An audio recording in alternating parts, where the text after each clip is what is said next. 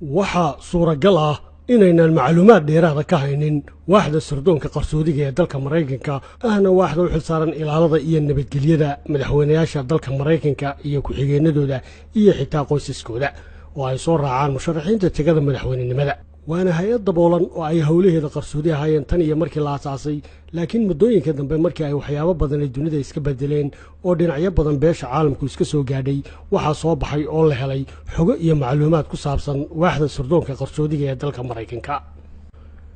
waaxda sirdoonka qarsoodiga waxaa aasaasay madaxweyne Abraham Lincoln isagoo asaasadiisa ku soo beegantay maalintii isaga la dilay lafteeda oo ku beegneyd 14 Abriil sanadkii 1860 laakiin hawshooda mas'uuliyadda ilaalinta madaxweynayaashu waxay dhaqan gashay muddo 23 sanadood ka bacdi xilligii la dilay Abraham Lincoln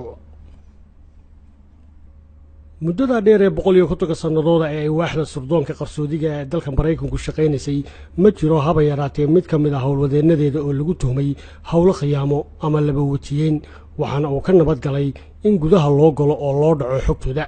xilli ay wakaaladda amniga qaranka wakaaladda sirdoonka ee CIA-da iyo hay'adda dambi baarista FBI ay la kulmeen basaasiin shisheeye u adeegayay oo xubnahooda ka mid noqday isla markaana xog badan oo ay lahaayeen ay bannaanka timi sanadkii 1908 ayay ahayd markii hay'adda FBI ay ka dhex baxday oo ka soo dhex baxday waaxda sirdoonka qarsoodiga ee dalka Mareykanka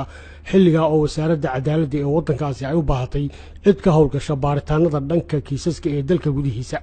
waxaana lagu bilaabay 9 xubnood oo muhiim ah oo laga soo dhex saaray wakiilada sirdoonka qarsoodiga kuwaas oo lagu bilaabay wakiiladii iyo howlwadeenadii FBI-da oo wixii maalintaa ka dambeeyay loo bixiyay hay'adda dambi baarista ee dalka Mareykanka wakiilada sirdoonka qarsoodiga ee dalka Mareykanka waxa uu suura gashay inay shacabka Mareykanka iyo caalamka intiisa kaleba ka qariyaan curyaannimadii ku dhacday madaxweyne Franklin Roosevelt oo uu asiibay cudurka booliyada ama dabaysha ee carruurta haleela iyagoo ciidanka sirdoonka qarsoodiga ahi wariyaasha ka qaadi jiray kamaradaha oo burburin jiray kamarad kasta oo ay ogaadaan inay sawir ka qaaday madaxweynaha oo lagu ruuxayo kursiga kaariyoonaha ciidanka sirdoonka qarsoodiga waxay leeyihiin oo maamulaan labada diyaaradood ee isu eg ee madaxweynaha Mareykanka ee noocoodu yahay Air Force 1 iyo Air Force 2 iyagoo gacanta ku haya diyaaradaha oo madaxweynuhu u qaato safaradiisa dalka dibadda iyadoo diyaaradda labaad oo keyd ah ay taalo meel ay og yihiin sirdoonka qarsoodiga oo kaliya